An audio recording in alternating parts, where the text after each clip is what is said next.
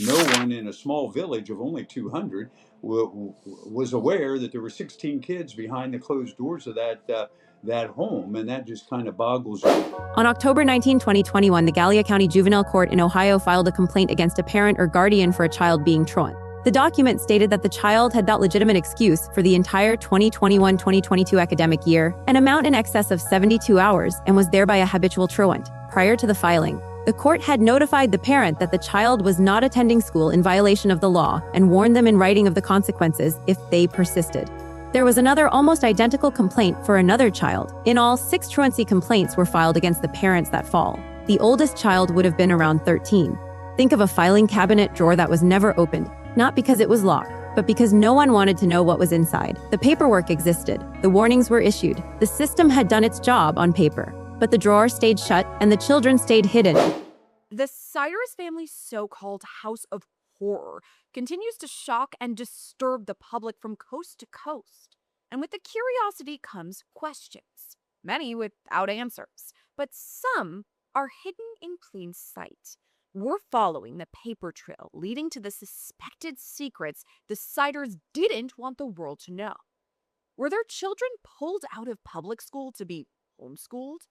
What's the actual status of their bank account? And above all, why were their children allegedly found in deplorable conditions? What's their relationship with their children even like? We're breaking it all down and hearing from those closest to the case about what's ahead. We begin with the family itself. Before we go deeper into what the documents actually show, make sure you're subscribed to Crime Files 911, because we don't just cover the story, we follow the evidence. By January 2022, just 3 months after those truancy documents were filed, the court issued another order. This one stated that Elizabeth Siders was unable to be served and her whereabouts were unknown to the court. The matter was terminated until her availability. The family had simply disappeared. They moved from Gallia County to Vinton County, about an hour north. We have 88 counties in the state of Ohio.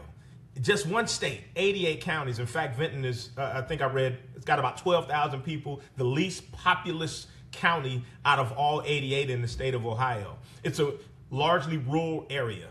As I drive sometimes to Virginia, my alma mater is there. I go through parts of West Virginia. I go through parts of rural Ohio. And it's kind of amazing to me to see how spaced out people are and how disconnected from the rest of the world quite a few people, in fact, I would say the majority of people live versus those who live in urban areas. And apparently no one followed. The truancy cases were closed, not because the children were found, but because the family couldn't be found. The paperwork already knew. 4 years later, on June 30, 2026, deputies from the Vinton County Sheriff's Office executed a search warrant on a property in Hamden, a village of a few hundred people. The warrant was not for child endangerment. It was for an unrelated matter. 4 misdemeanor public indecency charges against Gary Siders Jr. Investigators had no idea that 16 children were living in the house. What they found inside was described by Ohio Attorney General Andy Wilson as one of the most horrific scenes he had ever seen. 16 children ranging in age from 18 months to 18 years had been allegedly confined to a single 12 by 12-foot room for much of the past 4 years. The conditions were appalling. Human waste was everywhere. The children were emaciated, socially isolated, and had not attended school. The Attorney General said they looked like almost feral animals.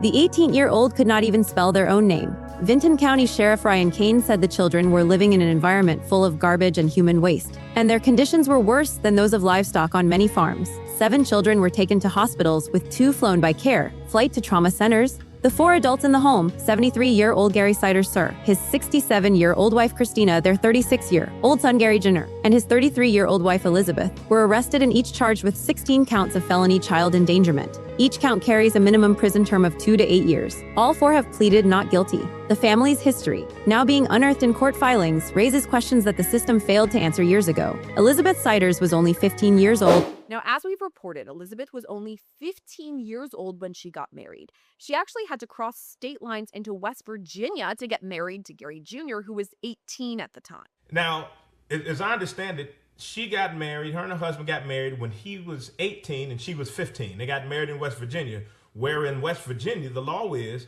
as long as the parent consents, there is no age under which a child can get married. You know, reasonable minds can disagree as to how comfortable of a feeling we have about that kind of setup. We know that Elizabeth gave birth for the first time just a few short months after her teen marriage was official. So what does that have to say for her education level? Did she graduate? When she married Gary Juder in March 2008, they crossed state lines into West Virginia, where the law allowed children under 18 to marry with parental and judicial permission. Her education stopped at 8th grade. She had her first child a few months after the wedding. Over the next 16 years, she gave birth at least 17 times. Records show she had twin daughters, Bailey Lee and Faith Lee, who were both born and died on November 20, 2022. At 24 weeks, diagnosed as thoracopagus conjoined twins. The family moved frequently across multiple Ohio counties and even reportedly to Wisconsin at one point. They were, as one expert put it, living under the radar. On the move to evade the government? I think that it happens probably a bit more than we believe, especially when you go from some place where there is the ability and the finances to monitor and see what's going on to places where, again, rural areas where people are able to live under the radar. So it does happen, and we do see that from time to time. I don't think it's something that everybody does all the time.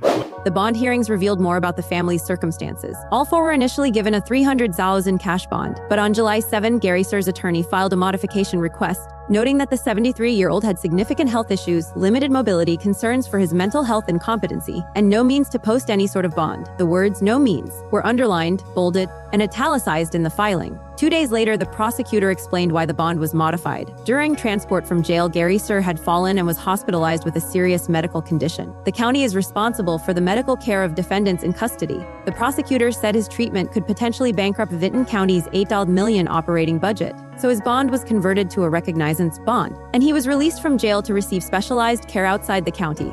The state agreed to pay for GPS monitoring. The paperwork already knew.